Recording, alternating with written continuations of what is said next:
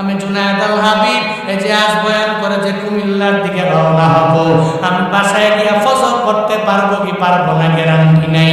আমি আমার বাড়ি যাওয়ার পরে এরপরে আমি বাড়িতে সহি সালামতে পৌঁছবো কিনা, এই ব্যাপারে দুনিয়ার কোনো বান্দারা গ্যারান্টি দিতে পারবে না।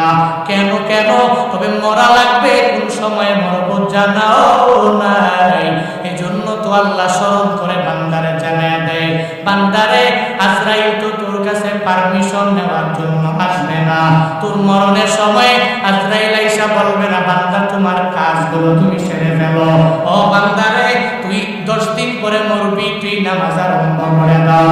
20 দিন পরে মারা যাবি, রমজানের রোজাগুলো রেখে দাও। তুই 30 দিন পরে মারা যাবি, নেক আমলের লাইনে বান্দা তুই অগ্রগামী হয়ে যাও। না রে বাবা না, আজরাইল দুনিয়ার কারো কাছ থেকে অনুমতি নিবে না, শুধু একজনের কাছ থেকে নিয়েছে, তিনি আমার নবী তোমার নবী রাহমাতুল লিল আলামিন। যেই নবীর কাছ থেকে আজরাইল অনুমতি নিয়েছে মৃত্যুর ব্যাপারে, আল্লাহ পাক মালাকুল মউতের পাঠাইলেন, হে মালাকুল মউত আমার নবীর দরবারে তুমি চলে যাও, ওই নবীর কাছে যাও, আর নবীর কাছ থেকে যায় পারমিশন নিয়ে নাও। যদি নবী পারমিশন দেয় তাহলে নবীজির রূহটাকে তুমি কবজ করে নিয়ে আসবা, আর যদি নবী পারমিশন না দেয় তাহলে রূহটাকে কবজ করবা না। আল্লাহ পাক ওই নবীর রূহটাকে কবজ করার জন্য পারমিশন নিতে যখন তার আদেশ দিয়ে দিলেন, যা রে যা, ও মালাকুল মউত আমার নবীর দরবারে তুই চলে যাও। নবীর দরবারে মালাকুল মউত যখন হাজির হয়ে গেলেন, আয়েশা বলে, ও পয়গম্বর আমার, আল্লাহ পাক বলেছেন আপনার রূহটাকে কবজ করার জন্য, অনুমতি যদি দেন তাহলে আপনার রূহটাকে কবজ করে আমি নিয়ে যাব, আর যদি অনুমতি না দেন রূহটা আপনার কবজ করার ক্ষমতা আমার নাই। মদিনাওয়ালা নবীকে বললেন, নবী রেখে বলে, ও আজরাইল আমি তোরে পারমিশন দিব না। বলে, নবী গো কেন পারমিশন দিব না, কারণ জানা লাগবে। নবী আমার ডেকে বলে, হে আজরাইল, আইনা আখি জিবরাইল, আমার ভাই জিবরাইল কো, আমার ভাই জিবরাইলের একটু আমার দরবারে খবর দাও, আমি তার সাথে একটু কথা বলা লাগবে।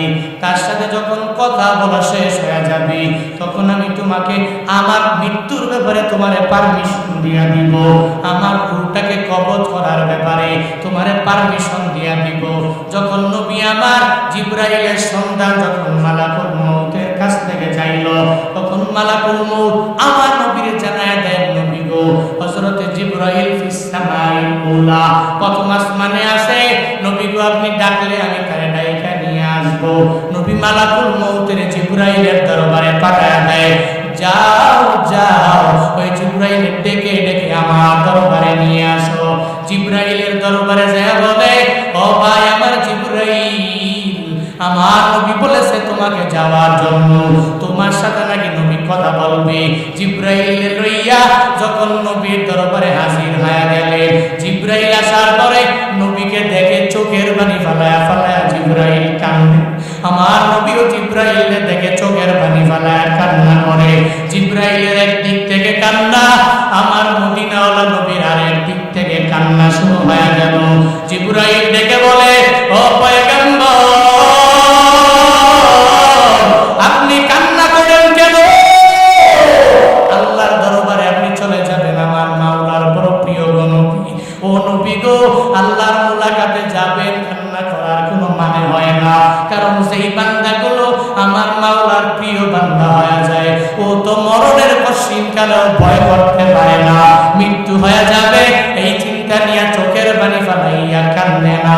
গতকালকে এক জায়গায় বয়ানে গেলাম, আপনাদের সিরাজগঞ্জ জেলা রায়গঞ্জ, আপনাদের পাশের একটা উপজেলা, ওখানেই ছিল আমার বয়ান। ওই বয়ানে ওঠার আগে এক আল্লাহর বান্দা আমার সামনে এসে অনেক বিষয় বলল। ও বলে, হুজুর আমি আমার পুরো জিন্দেগিটা কোরআনের জন্য আমি বিলীন করে দিতে পারি, একটা সময় মৃত্যুর কথা যখন কথাবার্তা বলতে গিয়ে বলল, সে আমারে জানায় দিল, হুজুর আমি তো কশিন কালেও মৃত্যুর ভয় পাইতে পারি না, কারণ আমি মনে করি যারা মুমিনে কামেল আমার মাওলার বড় প্রিয় হয়ে যায় এরা মরণের ভয় পায় না, কারণ যেদিন মরণ হয়ে যাবে, মরতে দেরি হয়ে যাবে, আমার মাওলার সাথে মোলাকাত হতে দেরি হবে না। আমার মাওলার যারা আশিক এরা আমার মাওলার মোলাকাতের জন্য এত পরিমাণ পাগল পারা হয়ে যায়, ওই রবের মোলাকাতের জন্য কখন মরণ হয়ে গেল কি গেল না এই চিন্তা এরা বিন্দু মাত্র পরিমাণ অন্তরে রাখে না। এরা মনে করে মরতে দেরি, আমার মাওলার মোলাকাত আমি পেয়ে যাব। জিবরাইল চোখের পানি ফেলায় কান্দে আমার নবীর জানায়া দেয়, নবী গো মরণের কথা শোনার পরে আপনি কান্না করলেন কেন? ও নবী আমার, আপনি তো আমার মাওলার বড় প্রিয় হয়ে গেলেন, ওই রবের দরবারে মোলাকাতে আপনি চলে যাবেন, আপনার দ্বারা কান্না মানায় না নবী গো, আপনার কান্না আমি সহ্য করতে পারি না। নবী আমার ডেকে বলে, ও জিবরাইল ভাই আমার, আমি কেন কান্না করি তুমি আমায় বলো, কিন্তু তুমি কেন কান্না করো, তোমার চোখ দিয়ে কেন বেয়ে বেয়ে পানি পড়ে, তুমি আমায় একটু জানায় দাও। জিবরাইলের নবী বলে, নবী জিবরাইলে বলে, জিবরাইল বলে নবী আপনি কান্দেন কেন? এবার নবী বলে, জিবরাইল তুমি কান্না করো কেন? জিবরাইল দেখে বলে, ও পয়গম্বর, আমি জিবরাইল আমার মাওলার পক্ষ থেকে ওহী নিয়ে নিয়ে সব নবীর দরবারে আসি, আমার মাওলা আমারে বড় একটা দায়িত্ব দিয়েছে, পৃথিবীর যত পয়গম্বর এই সব পয়গম্বরের দরবারে আমি ওহী নিয়ে আসি, আল্লাহ পাক যখনই আমারে আদেশ দিয়া দিল আমি ওহী নিয়ে নিয়ে নিয়ে তাদের দরবারে হাজির হয়ে গেলাম, এটা আমার দায়িত্ব। তবে যত নবীর কাছে আমি আসছি, আপনার কাছে যতবার আসছি ততবার আমি অন্য কোনো নবীর দরবারে আসি নাই। এক একজন নবীর দরবারে আমি ওহী নিয়ে আসলাম, কারো কাছে 10 বার, কারো কাছে 15 বার, কারো কাছে আমি আসলাম 100 বার। হযরত মূসা যার সাথে আমার মাওলা এত পরিমাণ কথা বলল, ওর দরবারে আমি ওহী নিয়ে আসছি 700 বার। এরকম সব নবীর দরবারে আমি 1000 বার, 1000 বার, 2000 বার ওহী নিয়ে নিয়ে আমার মাওলার দরবার থেকে আসছি গোয়াদের দরবারে গো নবী। কিন্তু আপনার দরবারে আমি একবার না, দুইবার না, 100 বার না, 1000 বার না, বরং আপনার দরবারে আল্লাহর পক্ষ থেকে ওহী নিয়ে আসছি 24,000 বার। নবী আমি আপনার চেহারা দেখবো না, এই সুন্দর আপনার কথা মালা আমি শুনবো না, নবী গো আপনার চেহারা যে দেখবো না এজন্য আমি চোখের পানি ফেলায় কান্দি। আপনি রওজায়ে আতহারে থাকবেন, এই কারণে আমি আপনার না দেখবো না, আপনার দরবারে ওহী নিয়ে আসতে পারবো না, এজন্য আমি চোখের পানি ফেলাইয়া আপনার মায়ায় কান্না করি। কিন্তু আপনি আমার মাওলার মুলাকাতে আপনি চলে যাবেন, কান্না করার মানে হয় না। নবী আমার ডেকে বলে, ও আমার জিবরাইল ভাই শুনে না, আমি চলে যাব, কোনো অসুবিধা হবে না, আমি আমার নিজের জন্য কান্দি না রে, আমি আমার ছেলে মেয়ের জন্য চোখের পানি ফেলায় কান্না করি না, আমার কন্যা ফাতিমা, ওই ফাতিমার ব্যাপারে আমি চোখের পানি ফেলায় কান্না করি না, আমার প্রথম স্ত্রী খাদিজা রাদিয়াল্লাহু তাআলা আনহা, আমি তার জন্য চোখের পানি ফেলায় কান্না করি না, আমি কান্না করি আমি দুনিয়া থেকে বিদায় নিয়ে নিয়ে চলে যাব। আমার গরিব উম্মতেরা আমি নবীর জন্য কত পাগল হয়ে যাবে, আমি নবী চলে যাব, কোনো অসুবিধা নাই, এটা হবে না, কিন্তু আমার উম্মতের উপায়টা কি হবে? এই উম্মতের জন্য কারা বারবার উম্মতের দাওয়াত দিবি, এই উম্মতের উপায় কি হবে? ও জিবরাইল আগে আমার মাওলার দরবারে চলে যাও আর আল্লাহকে গিয়া জানা দাও আমার উম্মতের উপায়টা কি হবে। এটা যখন আমার মাওলা জানা দিবে তখন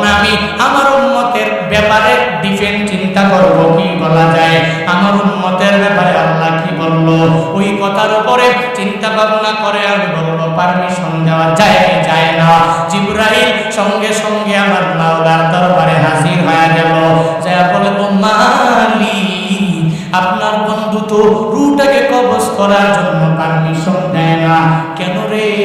বলে আপনার বন্ধু নাকি চায় আপনার বন্ধুর উম্মতের কি উপায় হবে চিন্তা নিয়া আপনার বন্ধু রুটাকে কবজ করার জন্য অনুমতি দেয় না। আল্লাহ পাক জানান দেয়, ও ইব্রাহিম শুনো, অনুমতি আমার নবী দিবে না। আমি জানি, কারণ আমার নবী উম্মতের অনেক ভালোবাসে। তবে আমি আমার নবীর কান্না আমি সহ্য করতে পারি না রে। ওই নবী কান্না করবে, আমি আল্লাহ চায়া দেখবো, এটা হতে পারে না। ও জিবরাইল যাও আমার নবীর দরবারে তুমি চলে যাও। ওই নবীর দরবারে যাইয়া উম্মতের ব্যাপারে আমার নবীরে জানাইয়া দাও। ওই নবীর উম্মতেরা যদিও নবী হারা হয়ে যাবে, আমি আল্লাহ তো আছি, আমি আল্লাহ থাকবো।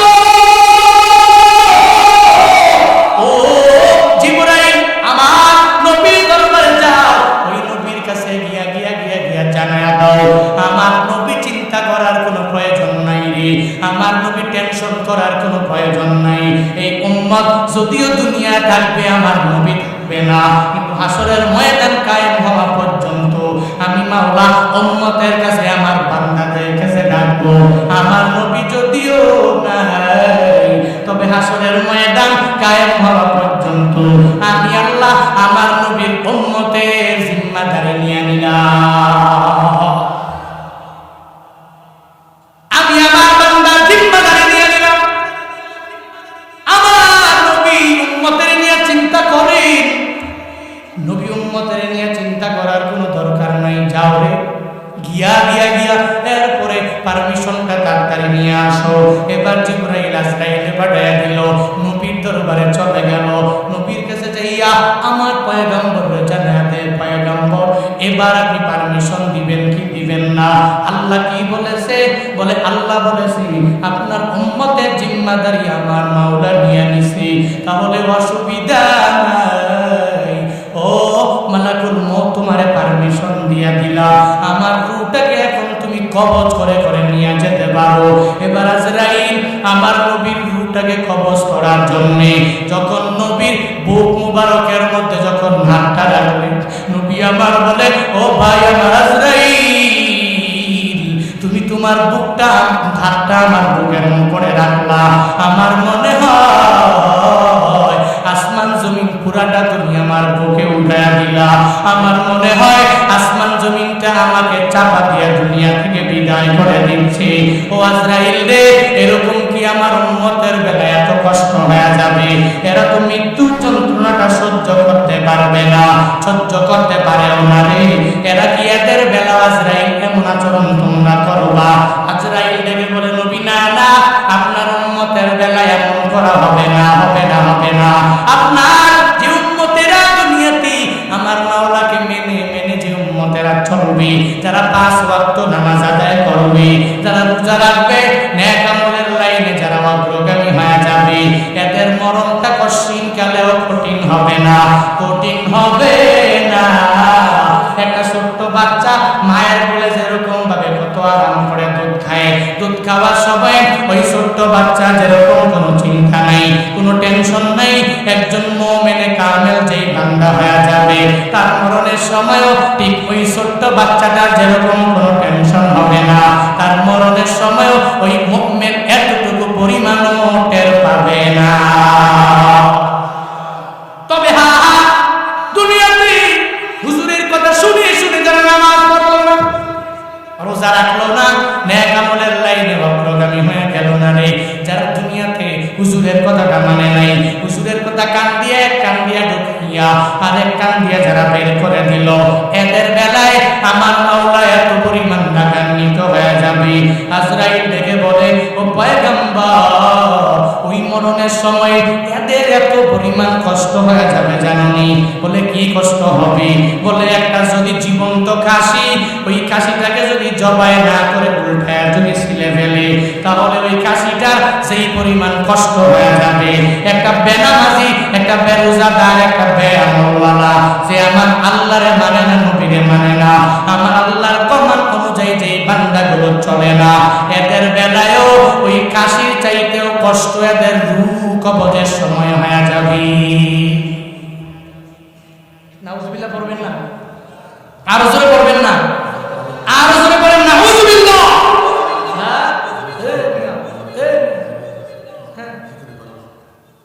যখন একটা কাশি জবাই দিল না, জবাই না দিয়া যদি এক গাছের মধ্যে বাইরা উল্টা যদি ছিলেন, কষ্টটা কি কম হবে না বেশি হবে?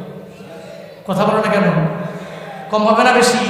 এত বেশি নবীজি বলেন এর চাইতেও আরো বেশি কঠিন হবে আমার গুনাহগার এক উম্মতের মৃত্যুর যন্ত্রণা যখন তার রূহটাকে কবজ করা হবে, এর চাইতেও আর অনেক অনেক অনেক বেশি কষ্ট হবে। চিল্লা এখন নাউজুবিল্লাহ।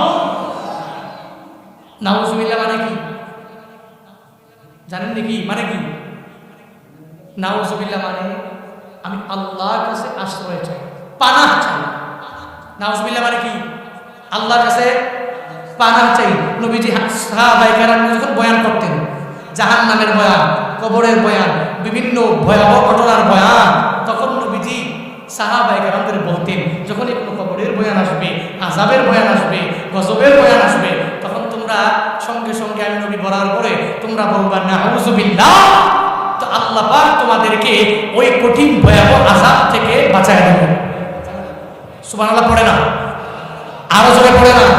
আল্লাহ পাক তোমাদেরকে ওই ভয়াবহ আযাব থেকে বাঁচায় দেবে তখন যখন তুমি এই আযাবের কথা শোনার পরে পড়বা নাউজুবিল্লাহ, নাউজুবিল্লাহি মিন যালিক।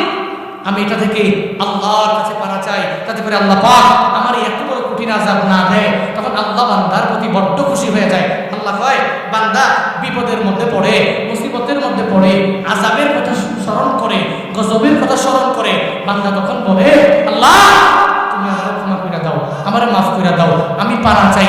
যখনই বলে আল্লাহ খুশি হয়ে যায়, যা এই আযাব থেকে আমি আল্লাহ করে মুক্ত করে দিলাম। সুবহানাল্লাহ। আরো জোরে পড়বেন না? আরো জোরে পড়বেন না? সুবহানাল্লাহ।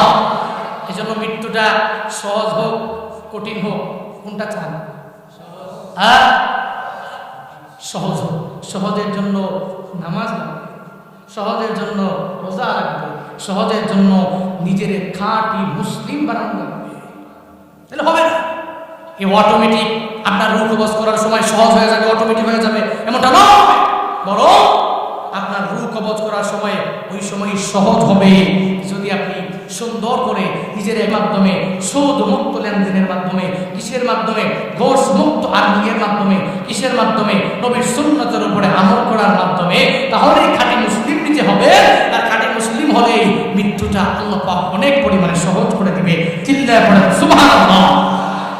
তুমি রমজানে রাখো না রোজা, দিনকে করো আবাদ, পয়সা করির নেই তো বাবা, দাও না তো যাকাত। তুমি ইমানদারির বড়াই করো, নেই তোমার ঈমান, ইমানদারির বড়াই করো, নেই তোমার ঈমান। তুমি কেমন মুসলমান? তুমি কেমন মুসলমান? কেমন মুসলমান? তুমি কেমন মুসলমান? তুমি নবীর উম্মত দাবি করো, সুন্নাহ মানো না, নবীর অপমানে তোমার হৃদয় কাঁদে না। তুমি নবীর উম্মত দাবি করো, সুন্নাহ মানো না, নবীর অপমানে তোমার হৃদয় কাঁদে না। তুমি বিজাতীয় সংস্কৃতিতে সপেছো পরাণ, বিজাতীয় সংস্কৃতিতে সপেছো পরাণ। তুমি কেমন মুসলমান? তুমি কেমন মুসলমান? কেমন মুসলমান? তুমি কেমন মুসলমান? তুমি সুদের টাকায় প্রাসাদ করো, ঘুষ ছাড়ো না, দিন দুঃখী না পেয়ে মরে খবর রাখো না। আছে না নাই? তুমি সুদের টাকায় প্রাসাদ করো, ঘুষ ছাড়ো না, দিন দুঃখী না পেয়ে মরে খবর রাখো না। তুমি ঘুষ খেয়ে বিচার করো, সাজিয়া প্রধান, ঘুষ খেয়ে বিচার করো, সাজিয়া প্রধান। তুমি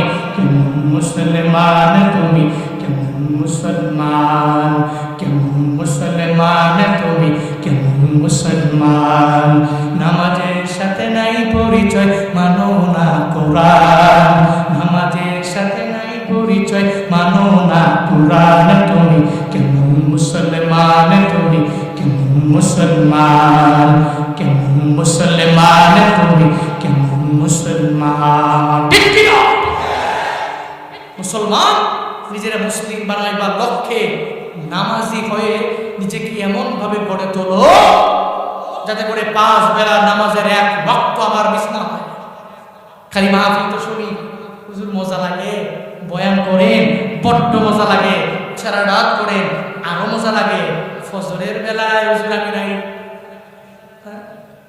কেমন হলো? সারা রাত ওয়াজ শুনলাম, ফজরই পড়িনি। এই ওয়াজ যদি আমি এক রাত কেন, আমার পুরো জিন্দেগিতে যদি 7 বছরের জিন্দেগিতে যদি আমি ওয়াজ শুনি, আমার এই ওয়াজের কোনো ফায়দা আছে? উপকার হইবে? এই ওয়াজ উদ্দেশ্য কি? মানুষগুলোকে নামাজের ভয় ঢুকানো, যে তুই আল্লাহকে ভয় করে নামাজে যাও। মানুষের ভিতরে ঢুকানো তুই আল্লাহকে ভয় করে রোজা রাখো। মানুষের ভিতরে এটাই ঢুকানো লাগবে তুই আল্লাহকে ভয় করে সুদ মুক্ত টাকা ইনকাম করো। মানুষের অন্তর এটাই ঢুকানো বান্দা তুই আল্লাহকে ভয় করে ঘোষ থেকে নিজেকে বিরত রাখো। এগুলাই তো উদ্দেশ্য। কিন্তু এখন তো হুজুর আপনাকে মৌখিকভাবে খুব ভালো লাগে, কিন্তু আমল তো পেলেন না। যতক্ষণ পারেন ওয়াজ টোয়াজ করেন, ভালো করে বয়ান টয়ান করেন, বিভিন্ন কোরআন এবং হাদিসের ঘটনাগুলি বলেন, কিন্তু নামাজের কথা বললেন না। এটা বড্ড খারাপ লাগে। হ্যাঁ, ওই যে 4 ছেলে আর বাবার মতো বলবো। হ্যাঁ বলবো, 4 ছেলে আর বাবা। একজন বাবার 4 ছেলে, 4 জনের মধ্যে 3 জন বড় আল্লাহ ভালো মানুষ, নামাজ পড়ে, বাবার কথা মানে, মায়ের কথা মানে, অন্যায় অপরাধ করে। লাস্ট নাম্বার যেটা, এটা কিন্তু কথা মানে না। যে মাঝে মাঝে বলেন আমাদের এলাকায় বলে শেষ কাটাইলে একটা বড় ফোনটা হয়েছে, এটা আমাদের এলাকায় বলে যে লাস্ট নাম্বার যে ছেলেটা এটা অনেক পরিমাণে দুষ্টুমি করে, সে একেবারে সর্বোচ্চ লেভেলের দুষ্ট। নামাজ তো নাই, বাবার কথাও মানে না, মায়ের প্রমাণ মানে না, কারো কথাই মানে না। বাবা খালি বারবার যায় বিভিন্ন হুজুরের কাছে দোয়া যায়, হুজুর আমার এই ছেলেটা যেন দোয়া করিলেন যাতে ও ভালো হয়। ওই আরেকজনের ডাক চুরি করে, এই করে সেই করে, মানে এক কথায় যেন দানা এনে কুড়াল লাগাই দেয়। ভালো তো 3 জন ভালো, লাস্ট নাম্বারটা ভালো না। বাবার তো মাথা গরম, প্রতিদিন ফজরে 3 ছেলে যায়, লাস্ট নাম্বার যিনি ও যায় না। বাবা যায় প্রতিদিন, তারা ডাকে, ডেকে ডেকে এরপরে মসজিদে চলে যায়। তো একদিন বাবা লক্ষ্য করলো যে ছেলেটা যে মসজিদে যায় না, এর একটু ডাকা লাগবে। ডাকতে যাইয়া এবার ছেলেটারে একবার দরজার মধ্যে জোরে ধাক্কা মারছে। বাকি 3 ছেলের নামাজের পরে বলা লাগে না, তো তুই এমন কেমনে হইলি, তুই কেন নামাজ পড়? একবার দিছি জোরে ধাক্কা, এত ঘুমাইছি 4টা 5টা বাজে। ওই যে যারা মোবাইল চালায় যাইছো বাবুরা, তোমরা মোবাইলে টিপতে টিপতে টিপতে টিপতে বাবা ঘুমাইছে, মাও ঘুমাইছে, পুরো 14 গোষ্ঠী ঘুমায় গেছে, তুমি কিন্তু ঘুমাও নাই। 3টা পর্যন্ত মোবাইলটা হাতে নিয়ে টন টন টন টন করে যত ছবি মুভি যত কিছু আছে হাবি যাবি, বাকিটা কইলাম না, সব তোমরা দেখা দেখা 4টা বাজে করে ঘুমাইছো। ঘুমের থেকে লাভ দিয়ে ওটা 10টা বাজে। কি এর ফজর? কারণ 1 ঘন্টা একটু ঘুমায় আগে ফজর করে দেয়। আরে নিয়ত যদি না 4টা বাজে ঘুমাইছে, যদি ব্যক্তি যদি কোনো ধান্দা থাকে যে আমি নামাজ পড়বো, তাহলে সে পড়তে পারবে। আর কারোর ভিতরে যদি ধান্দাই না থাকে নামাজ পড়বো না, পড়তে পারবে। আমরা তো ঘুমাই, এই যে মাঝে মাঝে গতকালকে ঘুমাইছি, আমরা তো ঘুমাইছি সবাই অ্যালার্ম দিয়ে রাখছি, অ্যালার্ম বাজছে, ঘুম থেকে উঠছি, আমার ড্রাইভার আমি সবাই মিলে নামাজ টামাজ পড়া এরপর আবার শুইছি। ধান্দা থাকা লাগে, ধান্দা কি আমরাও কি তোমাদের চাইতে পরিশ্রম কি কম করি? কত পরিশ্রম, এত পরিশ্রম করার পরেও কেন করি? এটা যদি আপনার নিয়ত থাকে, ওই যে বলে না, যদি থাকে বন্ধুর মন গান পাড়াইতে কতক্ষণ। এখন যদি বন্ধুকে ভালোবাসি তো আমি তো গান পাড়াইতে পারবো, হাতটা লাগবে না, আমি ডুব দিয়ে ওইরও যাবো। এই জন্য ইচ্ছা থাকলে উপায়, তোমাদের তো ইচ্ছাই নাই। ছোট্ট ছেলেরা বারবার যায় দরজায় করোনারে, হাই তুই উঠোস না কেন? বাকি 3 ছেলে আমার নামাজ পড়ে, তুই বলোস না কেন? 3 বার যখন বলছে একটু মাথা করো, বাবারে কয় আরেকবার যদি ডাক দাও, তুমি ছোট্টবেলায় যা যা করছো আমি গিয়ে কালকে সব করে দেবো। দুষ্টু, এত পরিমাণ দুষ্টু। এবার বাবারে দিয়ে দিয়েছে হুমকি, বাবা এত মনে মনে এ তোমার ইজ্জত দিয়ে টান দেবো গেছে। আর ডাক দেয় না, চলে গেছে মসজিদে গিয়া সুন্দর করে নামাজ টামাজ পড়া, তসবি পড়তে আসে, যত আছে তসবি পড়তেছে। একটু পরে সবাই চলে গেছে, মসজিদের ভিতরে দরজার মধ্যে কে যেন নাড়া মারছে, পিছনে তাকায় দেখে তার 4 নাম্বার যে ছেলেটা, যেটা কাশি দিয়া দড়ি দিয়া বাইদাও মসজিদে আনা যায় না, সে অটোমেটিক মসজিদে চলে আসছে। আইসা পিছনে দাঁড়াইছে, এত কয় খাইছে রে, এ তো আল্লাহ হয়ে গেছে, খাইছে খাইছে খাইছে রে। এর মসজিদে আমি বইটা আনতে পারি না, সে অটোমেটিক্যালি মসজিদে চলে আসলো। আইসা বাবার পাশে সুন্দর করে বইছে, বইসা বলতেছে, বাবা করেন কি?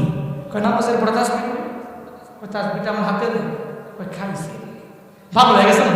তসবিহটা হাতে লেগে কয়, বাবা এতদিন পর্যন্ত আমি আপনার অমান্য হয়েছি, আমি অবাধ্য হয়েছি, আপনার কথাগুলো মানি নাই, এখন থেকে তসবিহ জপে আর বলে আমি আপনাকে মানি, আমি আপনাকে মানি, আমি আপনার কাছ থেকে মানি, আমি আপনাকে মানি। এটা বলতে বলতে আরে বাবা শ্বাস ফলায় না, খালি বলতেই আছে বলতেই আছে বলতেই আছে। একটা পর্যায়ে পুরো অর্ধেক তসবিহ জপে বলছে আমি আপনারে মানি, আমি আপনারে মানি। বাবা এত মনে মনে খাইছে, এত ভালো আমার ছেলে হয়ে গেল, মনে হয় কোনো দোয়াটা কবুল হয়ে গেছে, যার কারণে এই ছেলেকে সুন্দর করে আমাকে মানছে। এবার বাবাকে দাঁড়াও, তাসবিহটা আমরা দাও, তুমি কি আমার আসলেই মানো? হ্যাঁ, আজকে থেকে আমি আপনাকে মানি। ঠিক আছে, যদি তাহলে মানো, তাহলে আজকে থেকে 5 ওয়াক্ত নামাজ পড়বা, আমার সাথে আসবা।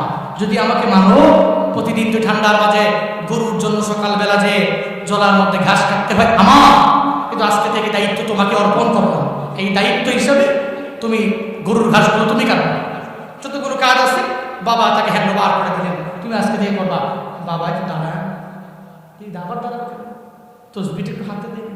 তসবিহটা হাতে নিছে, নিয়ে বলতেছে বাবা আপনাকে আমি মানি, আপনাকে আমি মানি, আপনাকে আমি মানি, আপনাকে আমি মানি। ওরে বাবা, বাবা কয় তুমি মানো দেখাই তো তোমাকে এতগুলো দায়িত্ব তোমার উপর অর্পণ করলাম, এই দায়িত্বগুলো তুমি ইন ফিউচার থেকে আমার কাজগুলো তুমি করবা, আমি এজন্যই তো হ্যান্ড ওভার করলাম, এই কাজগুলো তোমার উপরই অর্পণ করলাম, এজন্যই তো। কেন বাবা আমি আপনাকে মানি, আমি আপনাকে মানি। লাস্ট দিয়া বলতেছে বাবা আমি আপনাকে মানি, যদি ঘাস তুলে মানার লাগে তাহলে ওই মানাতে আর আমি নেই।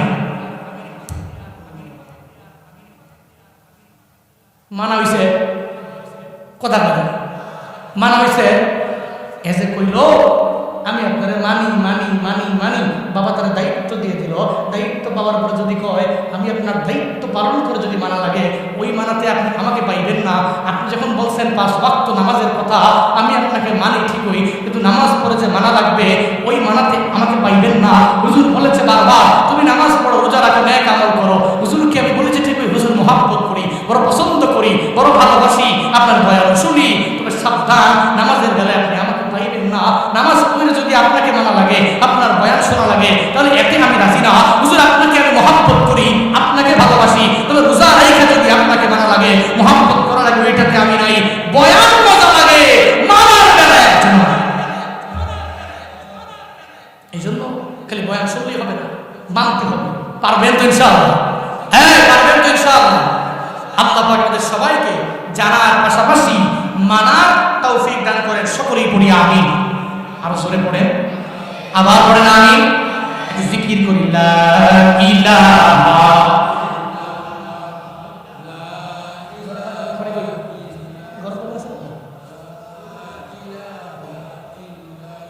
লা ইলাহা ইল্লাল্লাহ, লা ইলাহা ইল্লাল্লাহ, লা ইলাহা ইল্লাল্লাহ, লা ইলাহা,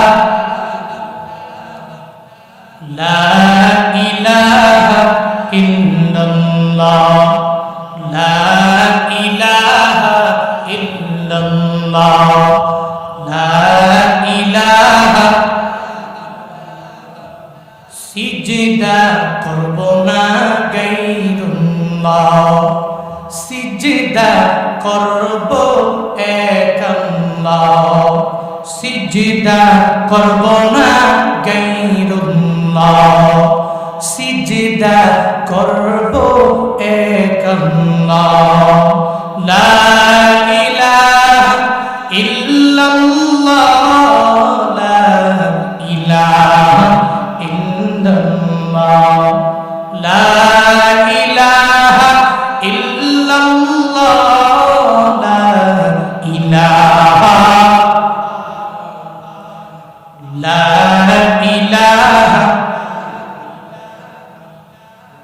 একটু বেশি হিট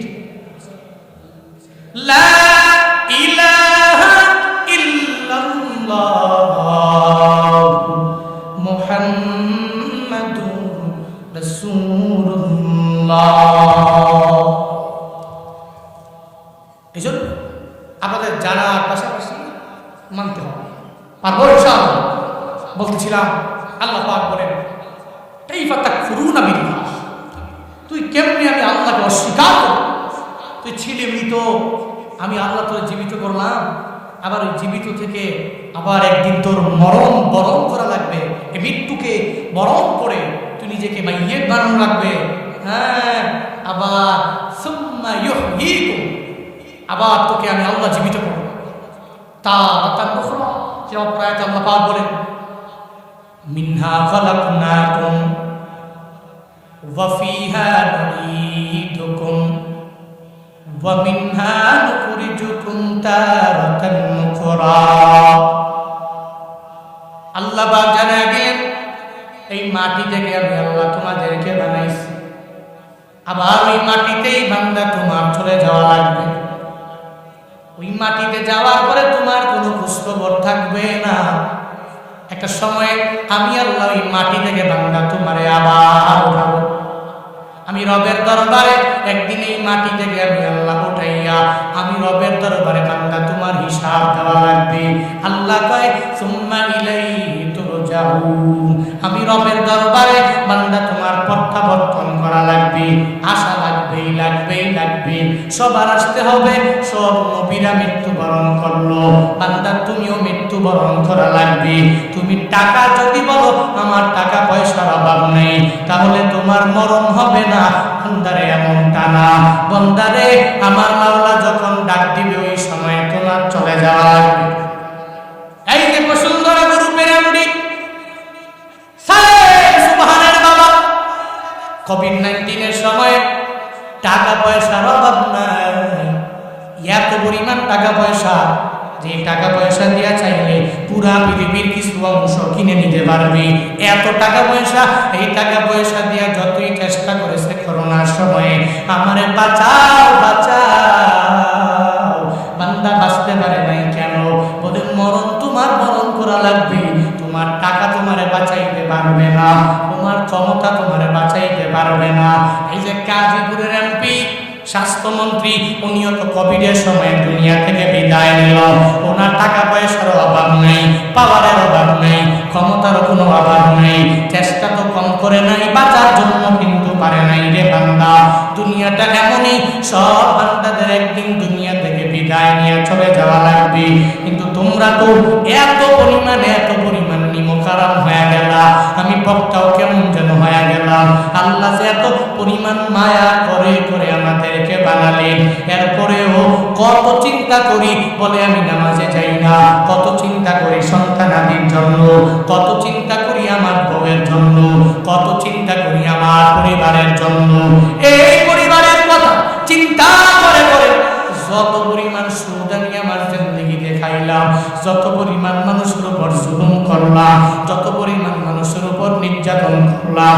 বান্দারে তুমি টাকা পয়সা ইনকাম করে করে করে যেই ছেলেদের দিয়া গেলা, তোমার মরণের পরে ওই ছেলে তোমার ধারে কাছেও যাবে না, কবরের সামনে যাইয়া তোমার জন্য দোয়াও করবে না, বরং তোমার কবরটা কই ওই কথাটাও বিন্দু মাত্র পরিমাণ মনে রাখবে না। এই যে টাকা পয়সাগুলো মসজিদের মধ্যে দান না করে, মাদ্রাসার মধ্যে না দিয়া, নিজের মতো করে এত যে বাড়াবাড়ি করে করে করে ব্যাংকে জমা কইরা রাখলাম। কার জন্য রাখছো? বলে আমার ছেলেটা একটু ভালো করে চলতে পারবে। কার জন্য রাখছো? আমার মাইয়াটা একটু সুন্দর করে চলতে পারবে। কার জন্য রাখছো? বলে আমার পরিবারের লোকেরা আমি চলে যাওয়ার পরে এরা সুন্দর করে করে এরা চলতে পারবে। ও বান্দা না, টাকা দেখো, আজ থেকে 250 বছর আগে, 150 বছর আগে, 200 বছর আগে যারা দুনিয়া থেকে বিদায় নিয়ে চলে গেল, তোমার বড় আব্বা, ওই বড় আব্বার বাবা দাদা, অনেকে এখন বর্তমান প্রজন্মের বড় আব্বার দাদার নামই তো জানে না, নামটা বলতেও পারে না, এর কবর কই এই ব্যাপারেও বিন্দু মাত্র পরিমাণ কোনো ধারণা নাই। অথচ দেখেন উনি আপনার জন্য বাড়ি দিয়ে গেলেন, গাড়ি করে গেলেন, আপনার জন্য এত বিঘায় বিঘায় জমি সিরাজগঞ্জ সদরের মধ্যে দিয়ে গেলেন, আপনার ইউনিয়নে প্রত্যেকটা গ্রামে গ্রামে জায়গা রেখে রেখে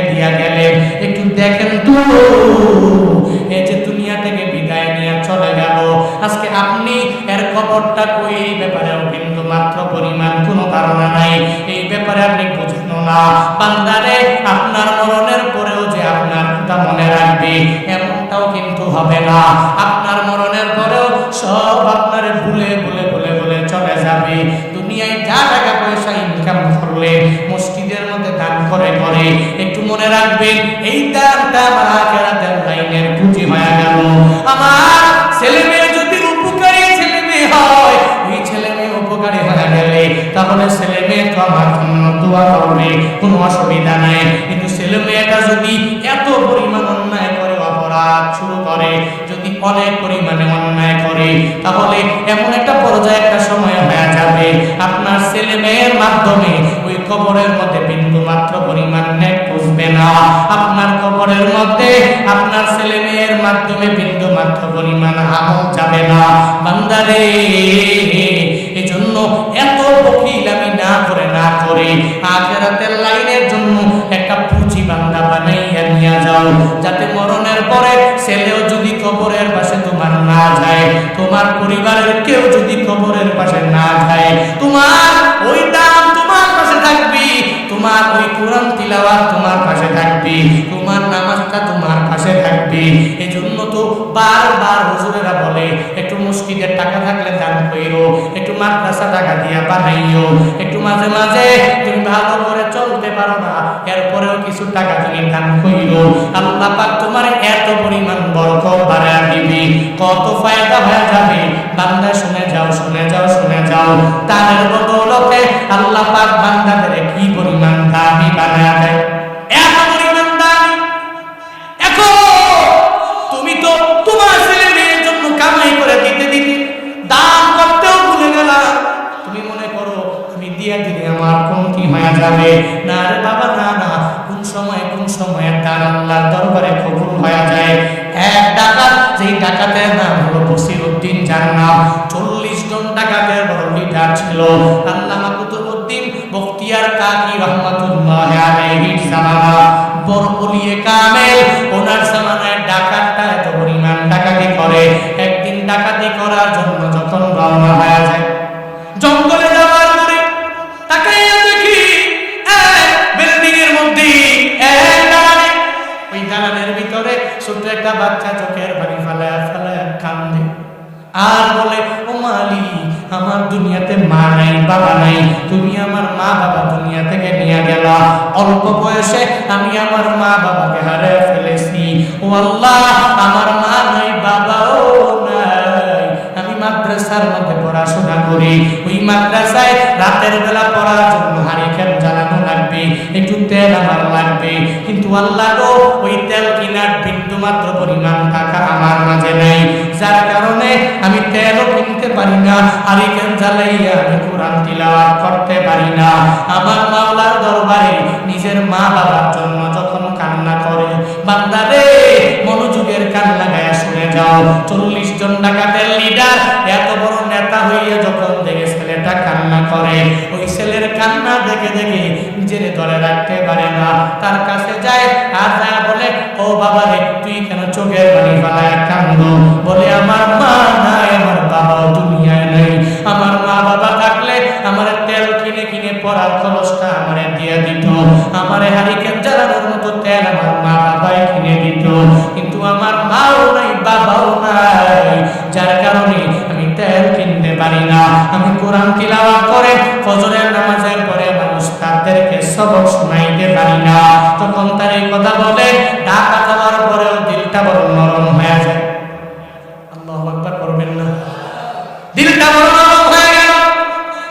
আমি মানুষের বাড়ি ডাকাতি করে করে করে আমি টাকা ইনকাম করি, কিন্তু এই ছেলেটা এত বড় বিপদের মধ্যে পড়ে গেল, মুসিবতের মধ্যে পড়ে গেল, না না, আমি তারে ফালায়া দিয়ে যাইতে পারি না, আমি তার জন্য একটু তেলের ব্যবস্থা করে দিব।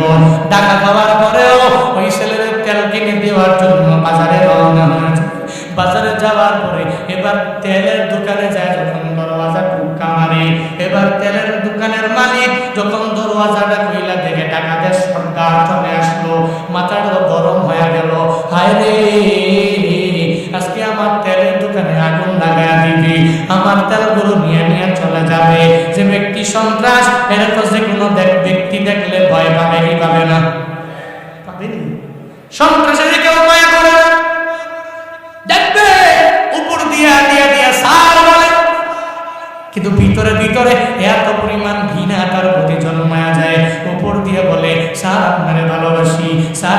মুহাব্বত করি। ও স্যার ছাড়া কোনো কথাই বলে না, কিন্তু গোপনে গোপনে এত পরিমাণ ঘৃণা তার অন্তরের মধ্যে জমিয়া গেল।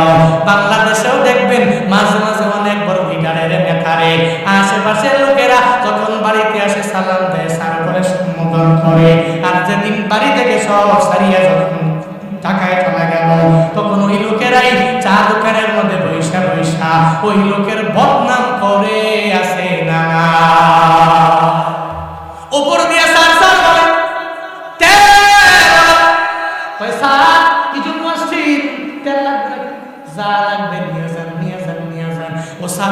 আমি আপনারে দেওয়ার জন্য একটু বৈশা আছি, তবে আবার আপনি তেল নিয়ে যাবেন এটা হবে না, এই তেলগুলো আমার মাথায় উঠে দিবেন, আমি একটু নিয়ে নিয়ে আপনার একটু আগায়া দিব।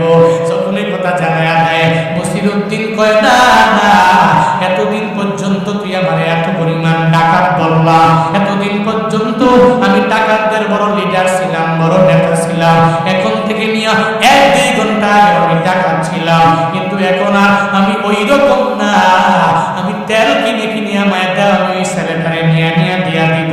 কি পরিবর্তন হয়ে গেল, সঙ্গে সঙ্গে তেলওয়ালারে জানা দেয় আমায় কিছু তেল দাও, এই তেলগুলো নিয়ে নিয়ে আমি চলে যাব। আবার তোমার মাথায় এখানে রাখবি না, এই তেলগুলো ক্রয় করার পরে তুমি তেলের দামটা আমার মাথার মধ্যে উঠাইয়া দিবা। আল্লাহু আকবার। এই তেলের দামটা আমার মাথায় উঠাইয়া দিবা, আমি তেল নিয়ে নিও। ওই হাফেজে কোরআনের কাছে গিয়ে একটু হাতিয়া দিয়া দিব রে। এই তেলটা যখন ক্রয় করার পরে তখন মাথায় দিয়া দিলেন, ড্রামটা মাথার মধ্যে লইয়া রওনা হয়ে গেলেন ওই ছেলের দরবারে। ওই ছেলের কাছে যায় বলে, ছেলে রে তোর দুনিয়াতে মা নাই, বাবা নাই, কেউ নাই। ও ছেলে রে, আমার যদিও টাকা পয়সার কোনো অভাব নাই, সব জুলুমের টাকা, সব মানুষের উপর অত্যাচার করে করে আমি করেছি, ধরো ধরো এই তেলটুকু আমি তোমাদের দিয়া দিলাম, এই তেল দিয়া দিয়া সুন্দর করে কোরআন তিলাওয়াত করবা আর কোরআন মুখস্থ করবা, আর আমি ব্যক্তির জন্য তুমি আমার মাওলার দরবারে হিদায়াতের দোয়া করবা। সঙ্গে সঙ্গে ওই ছেলেটা চোখের পানি ফালাইয়া আমার মাওলাকে বলে, ও দয়ার মালিক, আমার মা নাই, আমার বাবা দুনিয়ায় নাই, এই দুনিয়াতে আমি বড় এতিম, আমি বড় অসহায় হয়ে গেলাম, এই দুনিয়াতে আমার কিছু নাই, কিছু নাই, কিছু নাই, কিন্তু এই ব্যক্তিটা আমাকে এত বড় বিপদের মধ্যে আমার 1 গ্রাম তেল দেয়া গেল, আবার তোমার কোরআন তিলাওয়াত করে করে মুখস্থ করার জন্য আমার দিয়া গেল। ও আল্লাহ, আমি কষ্টিক গেল এর জন্য দোয়া না করে পারি না। সঙ্গে সঙ্গে ওই ডাকাতের জন্য রবের দরবারে দোয়া করতে দেরি, ডাকাত ডাকাতি করবে দূরের কথা, 40 জন সব সাঙ্গ পাঙ্গ দেখে পাইয়া বাড়ির দিকে রওনা হয়ে গেল। বাড়িতে যাওয়ার পরে আল্লামা কুতুবউদ্দিন বখতিয়ার কাকির জামানার মধ্যে যখন ওনার দরবারে চলে যায়, কুতুবউদ্দিন বখতিয়ার কাকি রহমাতুল্লাহ আলাইহি জানাইয়া দেয়, তোমার চেহারার মধ্যে আমি আগে দেখতাম ডাকাতির একটা ছাপ দেখা যায়, কিন্তু আজকে ওটা নাই। আমার মনে হয় আমার মাওলা তোমারে আল্লাহর বন্ধু বানায় নিছে। আমি জুনায়েদ আল হাবিব এই যে আজ বয়ান করে যে কুমিল্লার দিকে রওনা হব, আমি বাসায় গিয়া ফজর করতে পারবো কি পারবো না গ্যারান্টি নাই। আমি আমার বাড়ি যাওয়ার পরে এরপরে আমি বাড়িতে সহি সালামতে পৌঁছবো কিনা, এই ব্যাপারে দুনিয়ার কোনো বান্দারা গ্যারান্টি দিতে পারবে না। কেন কেন তবে মরা লাগবে, কোন সময় মরবো জানাও নাই। এজন্য তো আল্লাহ স্মরণ করে বান্দারে জানায় দেয়, বান্দারে আজরাইল তো তোর কাছে পারমিশন নেওয়ার জন্য আসবে না, তোর মরণের সময় আজরাইল এসে বলবে না বান্দা তোমার কাজগুলো তুমি সেরে ফেলো। ও বান্দারে, তুই 10 দিন পরে মরবি, তুই নামাজ আরম্ভ করে দাও, 20 দিন পরে মারা যাবি, রমজানের রোজাগুলো রেখে দাও, তুই 30 দিন পরে মারা যাবি, নেক আমলের লাইনে বান্দা তুই অগ্রগামী হয়ে যাও। না রে বাবা, না না, আজরাইল দুনিয়ার কারো কাছ থেকে অনুমতি নিবে না, শুধু একজনের কাছ থেকে নিয়েছে, তিনি আমার নবী, তোমার নবী রাহমাতুল লিল আলামিন। যেই নবীর কাছ থেকে আজরাইল অনুমতি নিয়েছে মৃত্যুর ব্যাপারে, আল্লাহ পাক মালাকুল মউতের পাঠাইলেন, হে মালাকুল মউত, আমার নবীর দরবারে তুমি চলে যাও, ওই নবীর কাছে যাও, আর নবীর কাছ থেকে যা পারমিশন নিয়ে নাও। যদি নবী পারমিশন দেয় তাহলে নবীজির রূহটাকে তুমি কবজ করে নিয়ে আসবা, আর যদি নবী পারমিশন না দেয় তাহলে রূহটাকে কবজ করবা না। আল্লাহ পাক ওই নবীর রূহটাকে কবজ করার জন্য পারমিশন নিতে যখন তার আদেশ দিয়ে দিলেন, যা রে যা, ও মালাকুল মউত, আমার নবীর দরবারে তুই চলে যাও, চলে যাও। নবীর দরবারে মালাকুল মউত যখন হাজির হয়ে গেলেন, আয়েশা বলে, ও পয়গম্বর আমার, আল্লাহ পাক বলেছেন আপনার রূহটাকে কবজ করার জন্য, অনুমতি যদি দেন তাহলে আপনার রূহটাকে কবজ করে আমি নিয়ে যাব, আর যদি অনুমতি না দেন রূহটা আপনার কবজ করার ক্ষমতা আমার নাই। মদিনাওয়ালা নবীকে বললেন, নবী রেখে বলে, ও আজরাইল, আমি তোরে পারমিশন দিব না। বলে, নবী গো, কেন কেন পারমিশন দিব না? কারণ জানা লাগবে। নবী আমার ডেকে বলে, হে আজরাইল, আইনা আখি জিবরাইল, আমার ভাই জিবরাইল তো, আমার ভাই জিবরাইলের একটু আমার দরবারে খবর দাও, আমি তার সাথে একটু কথা বলা লাগবে। তার সাথে যখন কথা বলা শেষ হয়ে যাবে তখন আমি তোমাকে আমার মৃত্যুর ব্যাপারে তোমারে পারমিশন দিয়া দিব, আমার রূহটাকে কবজ করার ব্যাপারে তোমারে পারমিশন দিয়া দিব। যখন নবী আমার জিবরাইলের সন্ধান যখন মালাকুল মউতের কাছ থেকে চাইল, তখন মালাকুল মউত আমার নবীর জানায় দেন, নবী গো, হযরত জিবরাইল ফিস সামাইল উলা, প্রথম আসমানে আছে, নবী গো আপনি ডাকলে আমি তারে ডাইকা নিয়ে আসব। নবী মালাকুল মউতের জিবরাইলের দরবারে পাঠায় দেয়, যাও যাও, ওই জিবরাইলের ডেকে ডেকে আমার দরবারে নিয়ে আসো। জিবরাইলের দরবারে যায় বলে, ও ভাই আমার জিবরাইল, আমার নবী বলেছে তোমাকে যাওয়ার জন্য, তোমার সাথে নাকি নবী কথা বলবে। জিবরাইল লইয়া যখন নবীর দরবারে হাজির হয়ে গেলেন, জিবরাইল আসার পরে নবীকে দেখে চোখের পানি ফালায়া ফালায়া জিবরাইল কান্দে। আমার নবীও জিবরাইলকে দেখে চোখের পানি ফালায়া কান্না করে। জিবরাইলের একদিক থেকে কান্না, আমার মদিনাওয়ালা নবীর আরেক দিক থেকে কান্না শুরু হয়ে গেল। জিবরাইল ডেকে বলে, ও পয়গম্বর, আপনি কান্না করেন কেন? আল্লাহর দরবারে আপনি চলে যাবেন, আমার মাওলার বড় প্রিয় নবী। ও নবী গো, আল্লাহর মুলাকাতে যাবেন, কান্না করার কোনো মানে হয় না, কারণ যেই বান্দাগুলো আমার মাওলার প্রিয় বান্দা হয়ে যায়, ও তো মরণের কঠিন কালেও ভয় করতে পারে না, মৃত্যু হয়ে যাবে এই চিন্তা নিয়ে চোখের পানি ফালাইয়া কান্দে না। গতকালকে এক জায়গায় বয়ানে গেলাম, আপনাদের সিরাজগঞ্জ জেলা রায়গঞ্জ, আপনাদের পাশের একটা উপজেলা, ওখানেই ছিল আমার বয়ান। ওই বয়ানে ওঠার আগে এক আল্লাহর বান্দা আমার সামনে আইসা অনেক বিষয় বলল। ও বলে, হুজুর, আমি আমার পুরো জিন্দেগিটা কোরআনের জন্য আমি বিলীন করে দিতে পারি।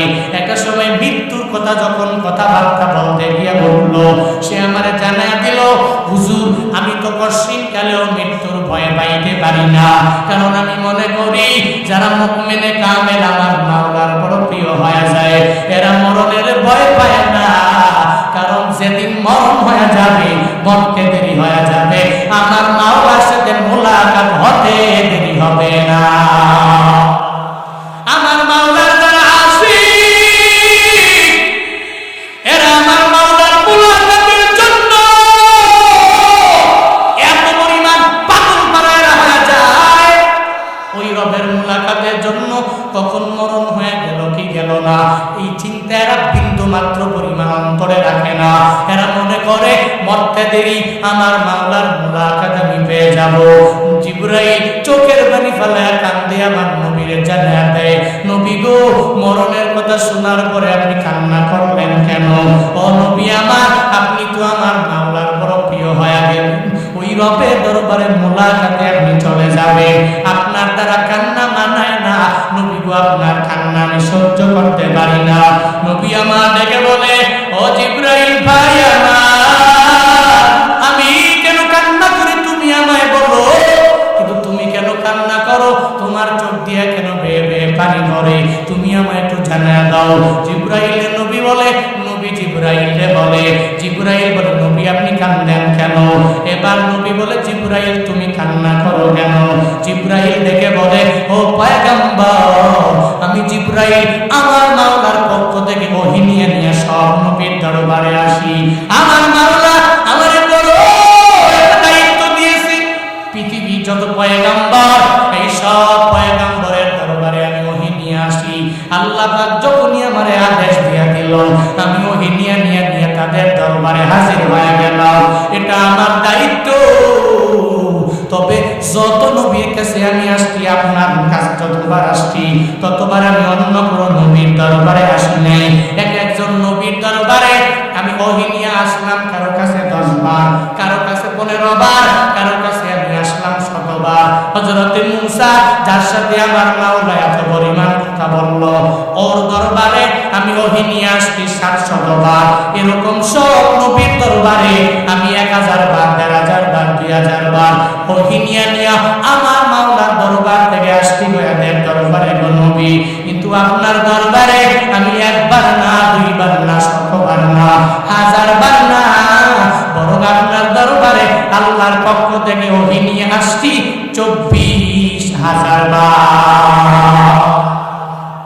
নবী আমি আপনার চেহারা দেখবো না, এই সুন্দর আপনার কথা মালা আমি শুনবো না। নবী গো, আপনার চেহারা যে দেখবো না, এজন্য আমি চোখের পানি ফেলায় কান্দি। আপনি রওজায়ে আতহারে থাকবেন, এই কারণে আমি আপনার না দেখবো না, আপনার দরবারে ওহী নিয়ে আসতে পারবো না, এজন্য আমি চোখের পানি ফেলাইয়া আপনার মায়ায় কান্না করি। কিন্তু আপনি আমার মাওলার মুলাকাতে আপনি চলে যাবেন, কান্না করার মানে হয় না। নবী আমার ডেকে বলে, ও আমার জিবরাইল ভাই শুনে না, আমি চলে যাব, কোনো অসুবিধা হবে না। আমি আমার নিজের জন্য কান্দি না রে, আমি আমার ছেলে মেয়ের জন্য চোখের পানি ফেলায়া কান্না করি না। আমার কন্যা ফাতিমা, ওই ফাতিমার ব্যাপারে আমি চোখের পানি ফেলায়া কান্না করি না।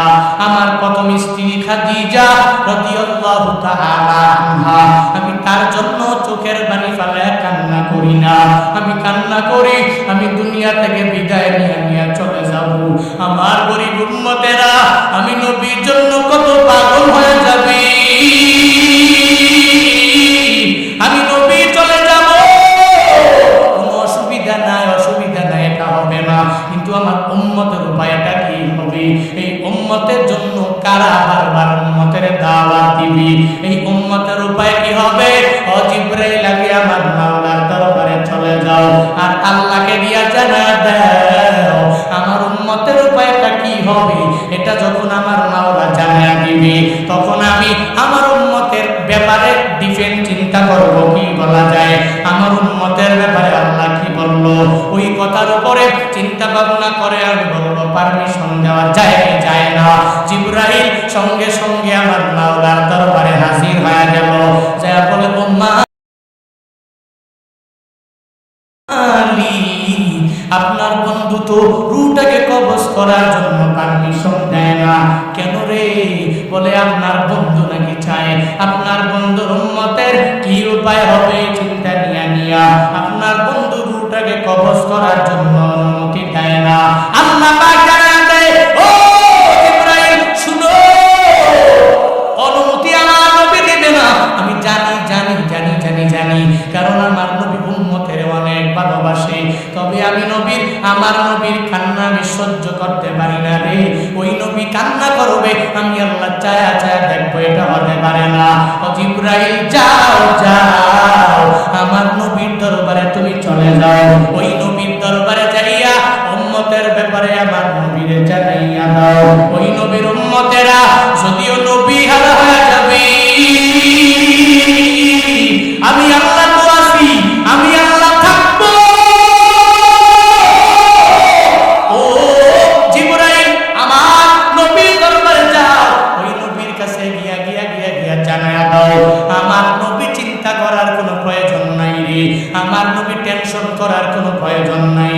এই উম্মত যদিও দুনিয়া থাকবে, আমার নবী থাকবে না, কিন্তু হাসরের ময়দান কায়েম হওয়া পর্যন্ত আমি মাওলা উম্মতের কাছে আমার বান্দাদের কাছে ডাকবো। আমার নবী যদিও নাই, তবে হাসরের ময়দান কায়েম হওয়া পর্যন্ত পর্যন্ত আমি আল্লাহ আমার নবীর উম্মতের জিম্মাদারি নিয়ে নিলাম। আমি আমার বান্দার জিম্মাদারি নিয়ে নিলাম।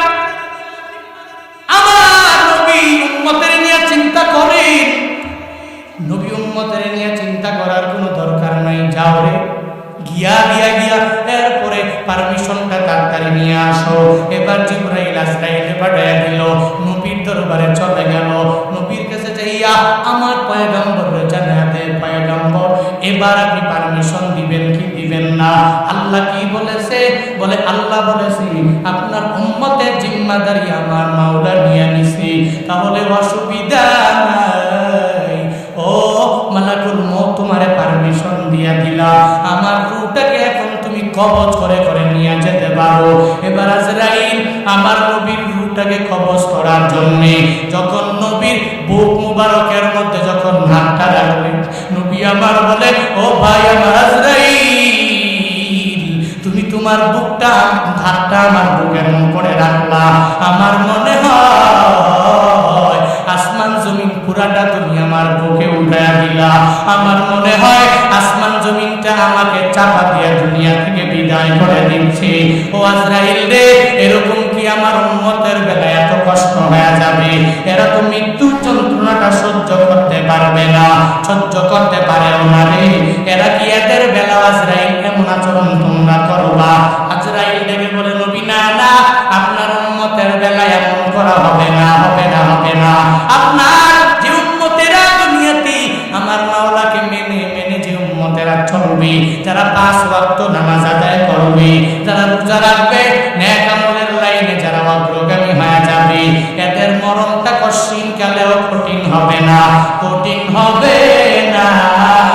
একটা ছোট্ট বাচ্চা মায়ের কোলে যেরকম ভাবে কত আরাম করে দুধ খায়, দুধ খাওয়ার সময় ওই ছোট্ট বাচ্চা যেরকম কোনো চিন্তা নাই, কোনো টেনশন নাই, একজন মুমিনে কামেল যেই বান্দা হয়ে যাবে, তার মরণের সময়ও ঠিক ওই ছোট্ট বাচ্চাটার যেরকম কোনো টেনশন হবে না, তার মরণের সময়ও ওই মুমিন এতটুকু পরিমাণও টের পাবে না। তবে হ্যাঁ, দুনিয়াতে হুজুরের কথা শুনে শুনে যারা নামাজ পড়লো না, রোজা রাখলো না, নেক আমলের লাইনে অগ্রগামী হয়ে গেল না রে, যারা দুনিয়াতে হুজুরের কথাটা মানে নাই, হুজুরের কথা কান দিয়ে ঢুকিয়া আরেক কান দিয়ে যারা বের করে দিল, এদের বেলায় আমার মাওলা এত পরিমাণ রাগান্বিত হয়ে যাবে। আজরাইল দেখে বলে ও পয়গম্বর, ওই মরণের সময় এদের এত পরিমাণ কষ্ট হয়ে যাবে জাননি? বলে কি কষ্ট হবে? বলে একটা যদি জীবন্ত খাসি, ওই খাসিটাকে যদি জবাই না করে উল্টায় যদি ছিলে ফেলে, তাহলে ওই খাসিটার সেই পরিমাণ কষ্ট হয়ে যাবে। একটা বেনামাজি, একটা বেরোজাদার, একটা বেআমলওয়ালা, যে আমার আল্লাহরে মানে না, নবীরে মানে না, আমার আল্লাহর কমান অনুযায়ী যে বান্দাগুলো চলে না, এদের বেলায়ও ওই খাসির চাইতেও কষ্ট এদের রূহ কবজের সময় হয়ে যাবে। নাউজুবিল্লাহ পড়বেন না? আরো জোরে পড়বেন না? আরো জোরে পড়েন না? নাউজুবিল্লাহ।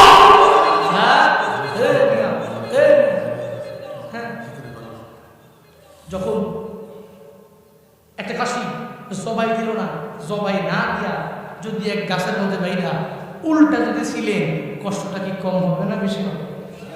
কথা বলো না কেন? কম হবে না বেশি? এত বেশি নবীজি বলেন এর চাইতেও আরো বেশি কঠিন হবে আমার গুনাহগার এক উম্মতের মৃত্যুর যন্ত্রণা, যখন তার রূহটাকে কবজ করা হবে, এর চাইতেও আর অনেক অনেক অনেক বেশি কষ্ট হবে।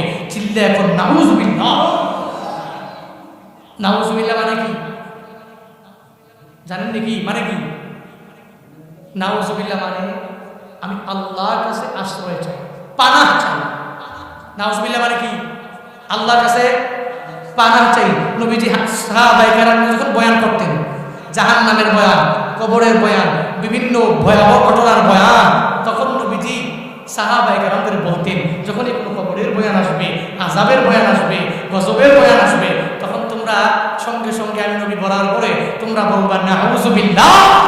তো আল্লাহ পাক তোমাদেরকে ওই কঠিন ভয়াবহ আযাব থেকে বাঁচায় দেবেন। সুবহানাল্লাহ পড়ে না? আরো জোরে পড়ে না?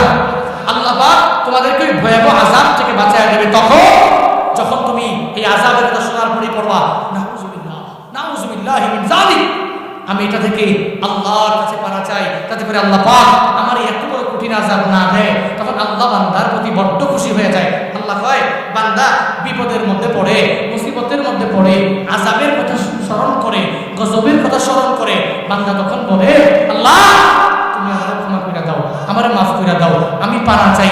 যখনই বলে আল্লাহ খুশি হয়ে যায়, বলে যা এই আযাব থেকে আমি আল্লাহ করে মুক্ত করে দিলাম। সুবহানাল্লাহ। আরো জোরে পড়বেন না? আরো জোরে পড়বেন না সুবহানাল্লাহ? এই জন্য মৃত্যুটা সহজ হোক কঠিন হোক কোনটা চান? হ্যাঁ, সহজ হোক। সহজের জন্য নামাজ পড়বে, সহজের জন্য রোজা রাখবে, সহজের জন্য নিজের খাঁটি মুসলিম বানানো লাগবে, তাহলে হবে না। এই অটোমেটিক আপনার রূহ কবজ করার সময় সহজ হয়ে যাবে, অটোমেটিক হয়ে যাবে এমনটা নয়, বরং আপনার রূহ কবজ করার সময় ওই সময় সহজ হবে যদি আপনি সুন্দর করে নিজের মাধ্যমে সুদ মুক্ত লেনদেনের মাধ্যমে, কিসের মাধ্যমে? ঘোষ মুক্ত আর্নিংয়ের মাধ্যমে, কিসের মাধ্যমে? নবীর সুন্নতের উপরে আমল করার মাধ্যমে। তাহলে খাঁটি মুসলিম নিজে হবে, আর খাঁটি মুসলিম হলে মৃত্যুটা আল্লাহ পাক অনেক পরিমাণে সহজ করে দিবে। চিল্লায় পড়েন সুবহানাল্লাহ। তুমি রমজান এলে রাখো না রোজা, দিনকে করো আকার, পয়সা করির নেই তো বাবা দাও না তো যাকাত, তুমি ইমানদারির বড়াই করো নেই তোমার ঈমান, ইমানদারির বড়াই করো নেই তোমার ঈমান, তুমি কেমন মুসলমান, তুমি কেমন মুসলমান, কেমন মুসলমান, তুমি কেমন মুসলমান, তুমি নবীর উম্মত দাবি করো সুন্নাহ মানো না, নবীর অপমানে তোমার হৃদয় কাঁদে না,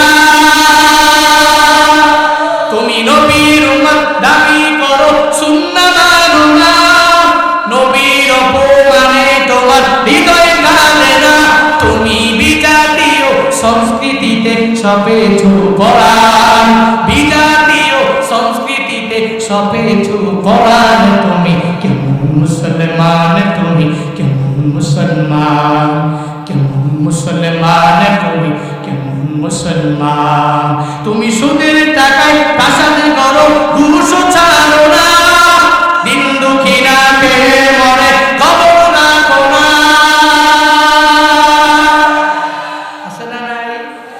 তুমি সুদের টাকায় প্রাসাদ করো ঘুষ ছাড়ো না, দিন দুঃখী না খেয়ে মরে খবর রাখো না, তুমি ঘুষ খেয়ে বিচার করো সাজিয়া প্রধান, ঘুষ খেয়ে বিচার করো সাজিয়া প্রধান, তুমি কেমন মুসলমান, তুমি কেমন মুসলমান, কেমন মুসলমান, তুমি কেমন মুসলমান, নামাজের সাথে নাই পরিচয় মানো না কোরআন, নামাজের সাথে নাই পরিচয় মানো না কোরআন, তুমি কেমন মুসলমান, তুমি কেমন মুসলমান, কেমন মুসলমান, তুমি কেমন মুসলমান। ঠিক কি না? মুসলমান নিজেরা মুসলিম বানাইবার লক্ষ্যে নামাজি হয়ে নিজেকে এমন ভাবে গড়ে তোলো যাতে করে 5 বেলা নামাজের এক ওয়াক্ত আমার মিস না হয়। খালি মাহফিল তো শুনি, হুজুর মজা লাগে, বয়ান করেন বড্ড মজা লাগে, সারা রাত করেন আরো মজা লাগে, ফজরের বেলায় হুজুর আমি নাই, কেমন হলো? সারা রাত ওয়াজ শুনলাম, ফজরই পড়িনি। তাহলে ওয়াজ যদি আমি এক রাত কেন, আমার পুরো জিন্দেগিতে যদি 7 বছরের জিন্দেগিতে যদি আমি ওয়াজ শুনি, আমার এই ওয়াজের কোনো ফায়দা আছে? উপকার হইবে? এই ওয়াজ উদ্দেশ্য কি? মানুষগুলোকে নামাজের ভয় ঢুকানো, যে তুই আল্লাহকে ভয় করে নামাজে যাও, মানুষের ভিতরে ঢুকানো তুই আল্লাহকে ভয় করে রোজা রাখো, মানুষের ভিতরে এটাই ঢুকানো লাগবে তুই আল্লাহকে ভয় করে সুদ মুক্ত টাকা ইনকাম করো, মানুষের অন্তর এটাই ঢুকানো বান্দা তুই আল্লাহকে ভয় করে ঘোষ থেকে নিজেকে বিরত রাখো, এগুলাই তো উদ্দেশ্য। কিন্তু এখন তো হুজুর আপনাকে মৌখিক ভাবে খুব ভালো লাগে, কিন্তু আমল তো পেলেন না।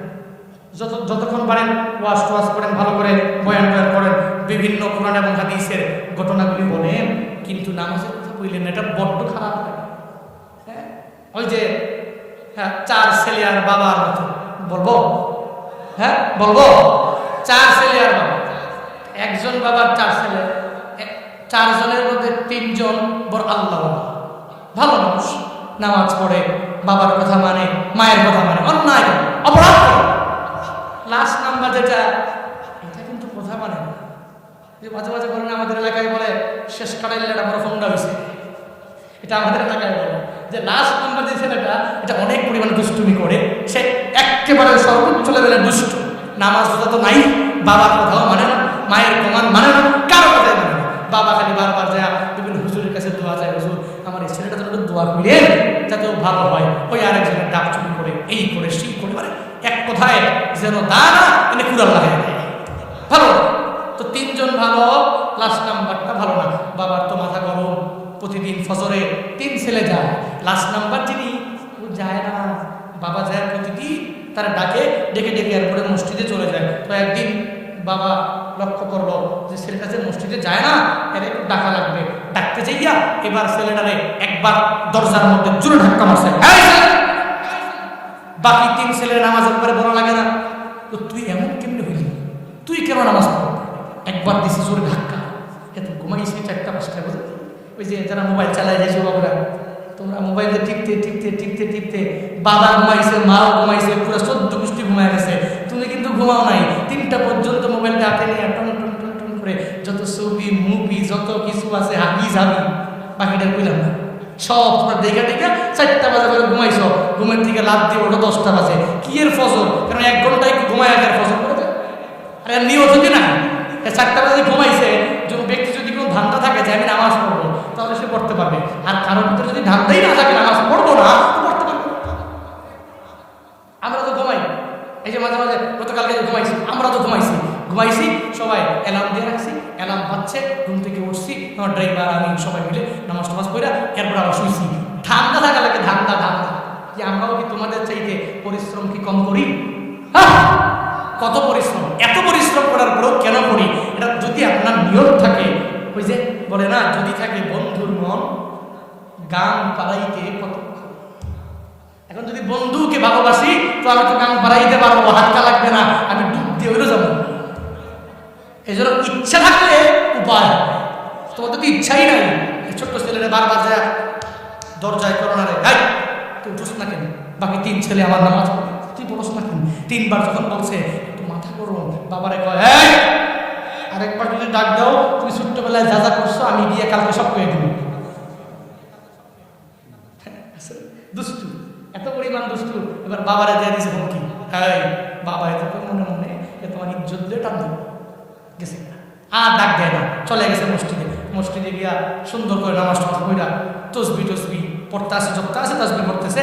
একটু পরে সবাই চলে গেছে মসজিদের ভিতরে, দরজার মধ্যে কে যেন নাড়া মারছে, পিছনে তাকায় দেখে তার 4 নাম্বার যে ছেলেটা, যেটা কাশি দিয়া দড়ি দিয়া বাইদাও মসজিদে আনা যায় না, সে অটোমেটিক মসজিদে চলে আসছে। আইসা পিছনে দাঁড়াইছে, এত কয় খাইছে রে, এ তো আল্লাহ হয়ে গেছে, খাইছে রে, এর মসজিদে আমি বইটা আনতে পারি না, সে অটোমেটিক্যালি মসজিদে চলে আসলো। আইসা বাবা পাশে সুন্দর করে বইসা বলতেছে, বাবা করেন কি? কয় নামাজের পরে তাসবিহ করি। কয় তাসবিহটা আমার হাতে নেই। কয় খাইছে, ভালো হয়ে গেছে না, তসবিহটা হাতে লেখায়। বাবা এতদিন পর্যন্ত আমি আপনার অমান্য হয়েছি, আমি অবাধ্য হয়েছি, আপনার কথাগুলো মানি নাই, এখন থেকে তসবিহ জপে আর বলে আমি আপনাকে মানি, আমি আপনাকে মানি, আমি আপনাকে আজ থেকে মানি, আমি আপনাকে মানি। এটা বলতে বলতে আরে বাবা শ্বাস ফলায় না, খালি বলতেই আছে। একটা পর্যায়ে পুরো অর্ধেক তসবিহ জপে বলছে আমি আপনারে মানি, আমি আপনারে মানি। বাবা এত মনে খাইছে, এত ভালো আমার ছেলে হয়ে গেল, মনে হয় কোনো দোয়াটা কবুল হয়ে গেছে, যার কারণে এই ছেলেকে সুন্দর করে আমাকে মানছে। এবার বাবাকে দাঁড়াও, তাসবিহটা আমার দাও, তুমি কি আমার আসলেই মানো? হ্যাঁ আজকে থেকে আমি আপনাকে মানি। ঠিক আছে, যদি তাহলে মানো তাহলে আজকে থেকে 5 ওয়াক্ত নামাজ পড়বা, আমার সাথে আসবা। যদি আমাকে মানো, প্রতিদিন তো ঠান্ডার মাঝে গরুর জন্য সকালবেলা যে জলার মধ্যে ঘাস কাটতে হয় আমার, কিন্তু আজকে থেকে দায়িত্ব তোমাকে অর্পণ করলাম। এই দায়িত্ব হিসাবে তুমি গরুর ঘাসগুলো তুমি কাটবে, যতগুলো কাজ আছে বাবা তাকে হ্যান্ড ওভার করে দিলেন, তুমি তুমি আজকে দিয়ে করবা, বাবা একটু দাঁড়ান, কি দাবার দাঁড়ান, তসবিটা একটু হাতে দিন।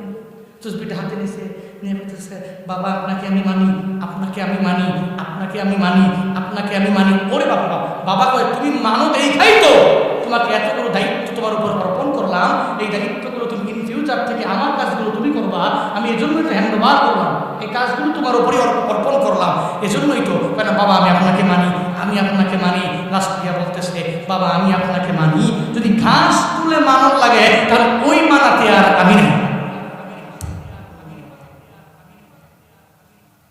মানা হইছে কথা কথা, মানা হইছে এসে কইল আমি আপনারে মানি মানি মানি মানি। বাবা তারা দায়িত্ব দিয়ে দিল, দায়িত্ব পাওয়ার পরে যদি কয় আমি আপনার দায়িত্ব পালন করে যদি মানা লাগে, ওই মানাতে আপনি আমাকে পাইবেন না। আপনি যখন বলছেন 5 ওয়াক্ত নামাজের কথা, আমি আপনাকে মানি ঠিকই, কিন্তু নামাজ পড়ে যে মানা লাগবে ওই মানাতে আমাকে পাইবেন না। হুজুর বলেছে বারবার তুমি নামাজ পড়ো, রোজা রাখো, নেক আমল করো। হুজুরকে আমি বলেছি ঠিকই, হুজুর মহব্বত করি, বড় পছন্দ করি, বড় ভালোবাসি, আপনার বয়ান শুনি, তবে সাবধান নামাজের বেলায় আপনি আমাকে পাইবেন না। নামাজ পড়ে যদি আপনাকে মানা লাগে, আপনার বয়ান শোনা লাগে, তাহলে এতে আমি রাজি না। হুজুর আপনাকে আমি মহব্বত করি, আপনাকে ভালোবাসি, তবে রোজা রাইখা যদি আপনাকে মানা লাগে, মহব্বত করা লাগে, ওইটাতে আমি নাই। বয়ান মজা লাগে, মানার বেলায় একজন। এই জন্য খালি বয়ান শুনলেই হবে না, মানতে হবে। পারবেন তো ইনশাআল্লাহ? হ্যাঁ পারবেন তো ইনশাআল্লাহ? আল্লাহ পাক আমাদের সবাইকে জানার পাশাপাশি মানার তৌফিক দান করেন। সকলেই পড়ি আমিন। আরো জোরে পড়েন, আবার পড়েন আমিন। একটু জিকির করি লা ইলাহা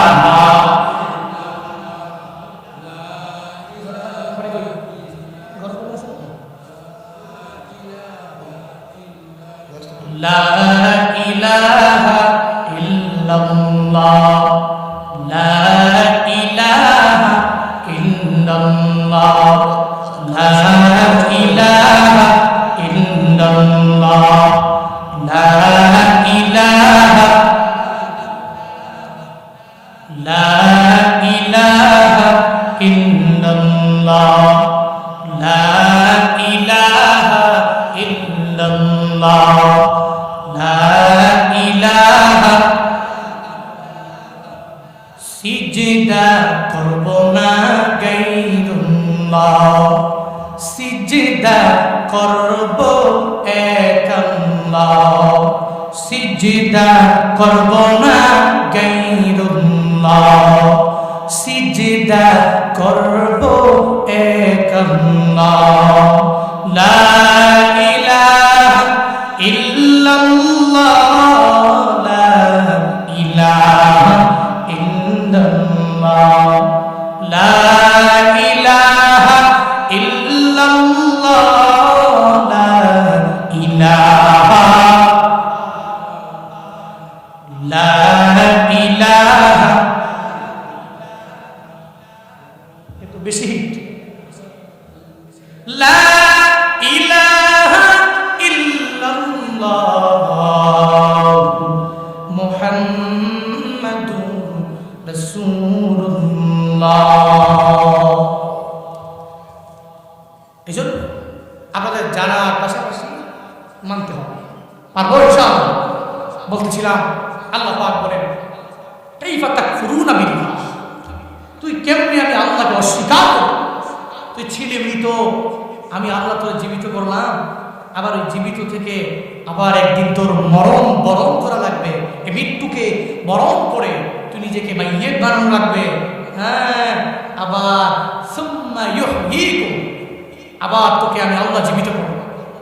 তারাতান উখরা, যে অপ্রায়তে আল্লাহ পাক বলেন মিনহা খালাকনাকুম ওয়া ফিহা নুঈদুকুম ওয়া মিনহা নুখরিজুকুম তারাতান উখরা। আল্লাহ পাক জানায় দিলেন এই মাটি থেকে আমি আল্লাহ তোমাদেরকে বানাইছি, আবার ওই মাটিতেই বান্দা তোমার চলে যাওয়া লাগবে। ওই মাটিতে যাওয়ার পরে তোমার কোনো খোঁজখবর থাকবে না। একটা সময় আমি আল্লাহ ওই মাটি থেকে বান্দা তোমারে আবার উঠাবো। আমি রবের দরবারে একদিন এই মাটি থেকে আমি আল্লাহ উঠাইয়া আমি রবের দরবারে বান্দা তোমার হিসাব দেওয়া লাগবে। আল্লাহ কয় সুম্মা ইলাইহি তুরজাউন, আমি রবের দরবারে বান্দা তোমার প্রত্যাবর্তন করা লাগবে, আশা লাগবেই লাগবেই লাগবে। সবার আসতে হবে, সব নবীরা মৃত্যুবরণ করলো, বান্দা তুমিও মৃত্যুবরণ করা লাগবে। তুমি টাকা যদি বলো আমার টাকা পয়সার অভাব নেই, তাহলে তোমার মরণ হবে না। বান্দারে এমনটা না, বান্দারে আমার মাওলা যখন ডাক দিবে ওই সময় তোমার চলে যাওয়া লাগবে। এই যে বসুন্ধরা গ্রুপের এমডি সুবহানের বাবা, কোভিড-19 এর সময় টাকা পয়সার অভাব নাই, এত পরিমাণ টাকা পয়সা যে টাকা পয়সা দিয়া চাইলে পুরা পৃথিবীর কিছু অংশ কিনে নিতে পারবে, এত টাকা পয়সা। এই টাকা পয়সা দিয়া যতই চেষ্টা করেছে করোনার সময়ে আমারে বাঁচাও বাঁচাও, বান্দা বাঁচতে পারে নাই কেন? বলে মরণ তোমার বরণ করা লাগবে, তোমার টাকা তোমারে বাঁচাইতে পারবে না, তোমার ক্ষমতা তোমারে বাঁচাইতে পারবে না। এই যে গাজীপুরের এমপি স্বাস্থ্যমন্ত্রী, উনিও তো কোভিডের সময় দুনিয়া থেকে বিদায় নিল। ওনার টাকা পয়সার অভাব নেই, পাওয়ারের অভাব নেই, ক্ষমতার কোনো অভাব নেই, চেষ্টা তো কম করে নাই, বাঁচার জন্য কিন্তু পারে নাই রে বান্দা। দুনিয়াটা এমনই, সব বান্দাদের একদিন দুনিয়া থেকে বিদায় নিয়ে চলে যাওয়া লাগবে। কিন্তু তোমরা তো এত পরিমাণ নিমকারাম হয়ে গেলা, আমি বক্তাও কেমন যেন হয়ে গেলাম। আল্লাহ যে এত পরিমাণ মায়া করে করে আমাদেরকে বানালেন, এরপরেও কত চিন্তা করি, বলে আমি নামাজে যাই না, কত চিন্তা করি সন্তানাদির জন্য, কত চিন্তা করি আমার বউয়ের জন্য, কত চিন্তা করি আমার পরিবারের জন্য। এই পরিবারের কথা চিন্তা করে করে যত পরিমাণ সুদ আমি আমার জিন্দেগিতে খাইলাম, যত পরিমাণ মানুষের উপর জুলুম করলাম, যত পরিমাণ মানুষের উপর নির্যাতন করলাম। বান্দারে তুমি টাকা পয়সা ইনকাম করে করে করে যেই ছেলেরে দিয়া গেলা, তোমার মরণের পরে ওই ছেলে তোমার ধারে কাছেও যাবে না, কবরের সামনে যাইয়া তোমার জন্য দোয়াও করবে না, বরং তোমার কবরটা কই ওই কথাটাও বিন্দু মাত্র পরিমাণ মনে রাখবে না।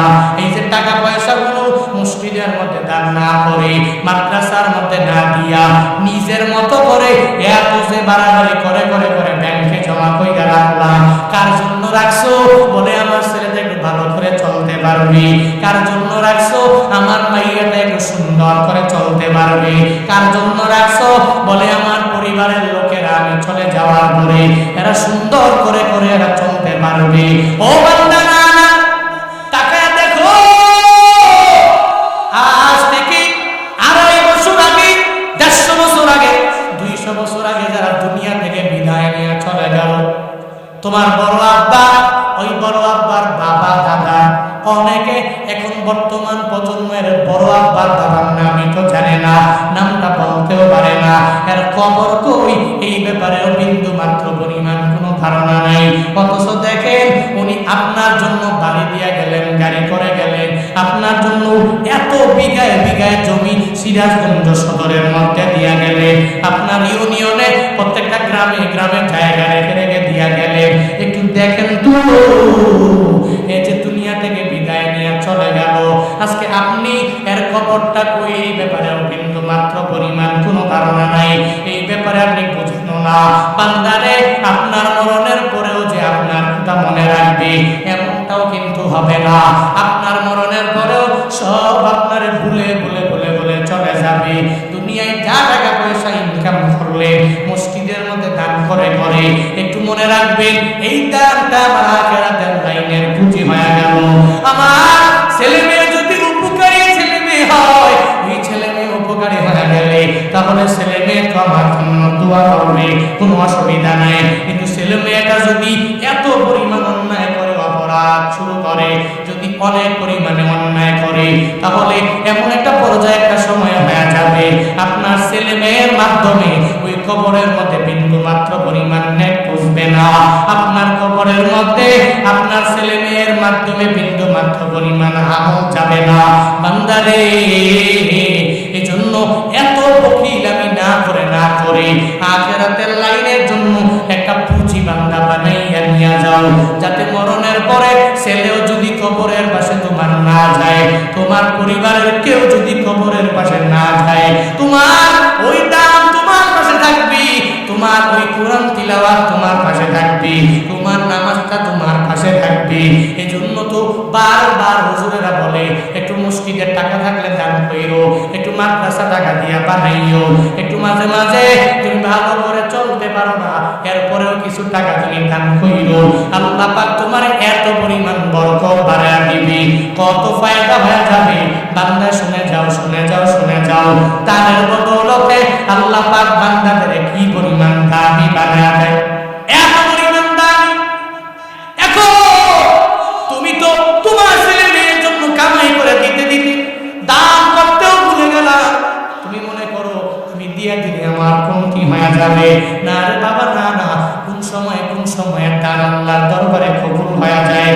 এক ডাকাত, যেই ডাকাতের নাম হলো বসিরউদ্দিন, যার নাম 40 জন ডাকাতের বড় লিডার ছিল আল্লামা কুতুবউদ্দিন বখতিয়ার কাকি রহমাতুল্লাহ আলাইহির জামানা, বড় ওলিয়ে কামেল। ওনার জামানায় ডাকাতটা এত পরিমাণ ডাকাতি করে, একদিন ডাকাতি করার জন্য যখন রওনা হয়ে যায়, জঙ্গলে যাওয়ার পরে তাকে দেখি বিল্ডিং এর মধ্যে ওই দালানের ভিতরে ছোট্ট একটা বাচ্চা চোখের পানি ফালায় ফালায় কান্দে আর বলে, ও মালি, আমার দুনিয়াতে মা নাই, বাবা নাই, তুমি আমার মা বাবা দুনিয়া থেকে নিয়ে গেলা। অল্প বয়সে আমি আমার মা বাবাকে হারিয়ে ফেলেছি। ও আল্লাহ, আমার মা নাই, বাবাও নাই। আমি মাদ্রাসার মধ্যে পড়াশোনা করি, ওই মাদ্রাসায় রাতের বেলা পড়ার জন্য হারিকেন জ্বালানো লাগবে, একটু তেল আমার লাগবে, কিন্তু আল্লাহ গো, ওই তেল কিনার বিন্দু মাত্র পরিমাণ টাকা আমার মাঝে নাই, যার কারণে আমি তেলও কিনতে পারি না, হারিকেন জ্বালাইয়া আমি কোরআন তিলাওয়াত করতে পারি না। আমার মাওলার দরবারে নিজের মা বাবার জন্য যখন কান্না করে, বান্দা রে, মনোযোগের কান লাগায়া শুনে যাও। 40 জন ডাকাতের লিডার এত বড় নেতা হইয়া যখন দেখে ছেলেটা কান্না করে, ওই ছেলের কান্না দেখে দেখে নিজের ধরে রাখতে পারে না, তার কাছে যায় আর যায় বলে, ও বাবা রে, তুই কেন চোখের পানি ফেলায় কান্দো? বলে, আমার মা নাই, আমার বাবাও দুনিয়ায় নেই।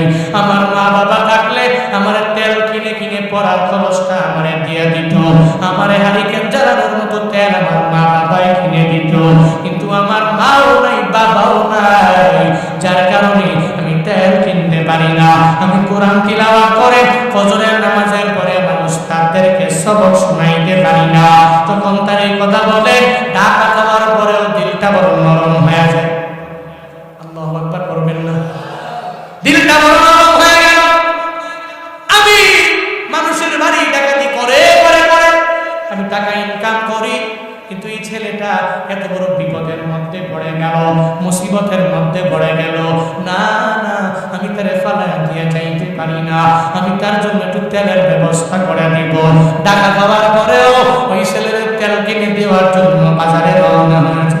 বাজারে যাওয়ার পরে এবার তেলের দোকানে যায়, যখন দরওয়াজা টুকা মারে, এবার তেলের দোকানের মালিক যখন দরওয়াজাটা খুইলা দেখে ডাকাতের সর্দার চলে আসলো, মাথাটা গরম হয়ে গেল। হায় রে, আজকে আমার তেলের দোকানে আগুন লাগায়া দিবি, আমার তেলগুলো নিয়ে নিয়ে চলে যাবে। যে ব্যক্তি সন্ত্রাস, এরা তো যে কোনো ব্যক্তি দেখলে ভয় পাবে কি পাবে না? পাবেনি। সন্ত্রাসের কেউ ভয় করে না, দেখবে উপর দিয়া দিয়া দিয়া সার বলে, কিন্তু ভিতরে ভিতরে এত পরিমাণ ঘৃণা তার প্রতি জন্মায়া যায়। উপর দিয়ে বলে, স্যার আপনারে ভালোবাসি, স্যার আপনারে মহব্বত করি। ও স্যার, স্যার ছাড়া কোনো কথাই বলে না, কিন্তু গোপনে গোপনে এত পরিমাণ ঘৃণা তার অন্তরের মধ্যে জমিয়া গেল। বাংলাদেশেও দেখবেন মাঝে মাঝে অনেক বড় লিডারের নেতারে আশেপাশের লোকেরা যখন বাড়িতে আসে সালাম দেয়, স্যার বলে সম্বোধন করে, আর যেদিন বাড়ি থেকে সব সারিয়া যখন ঢাকায় চলে গেল, তখন ওই লোকেরাই চা দোকানের মধ্যে বৈশা বৈশা ওই লোকের বদনাম করে আসে না। উপর দিয়ে স্যার স্যার বলে, স্যার কি জন্য আসছি, তেল লাগবে, যা লাগবে নিয়ে যান, নিয়ে যান, নিয়ে যান। ও স্যার গো, আমি আপনারে দেওয়ার জন্য একটু বৈশা আছি, তবে আবার আপনি তেল নিয়ে যাবেন এটা হবে না, এই তেলগুলো আমার মাথায় উঠে দিবেন, আমি একটু নিয়ে নিয়ে আপনার একটু আগায়া দিব।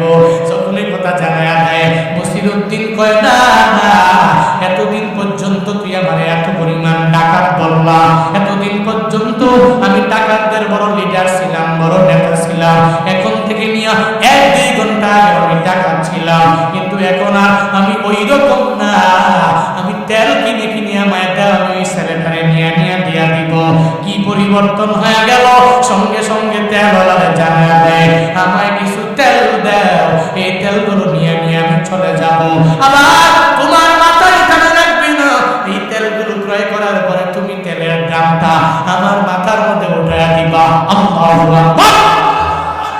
এই তেলের দামটা আমার মাথায় উঠাইয়া দিবা, আমি তেল নিয়ে নিও।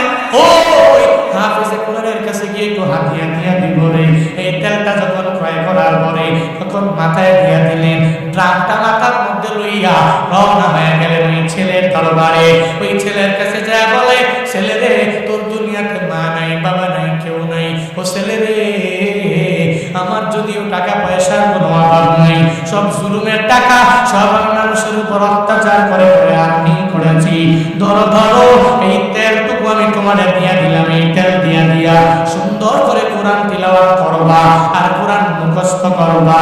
আর আমি ব্যক্তির জন্য তুমি আমার মাওলার দরবারে হিদায়াতের দোয়া করবা।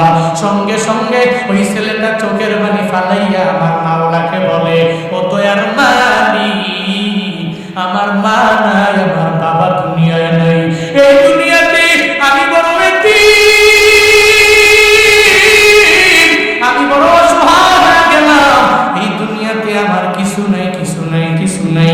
কিন্তু এই ব্যক্তিটা আমাকে এত বড় বিপদের মধ্যে আমার এক গ্রাম তেল দেয়া গেল, আবার তোমার কোরআন তিলাওয়াত করে করে মুখস্থ করার জন্য আমার দিয়া গেল।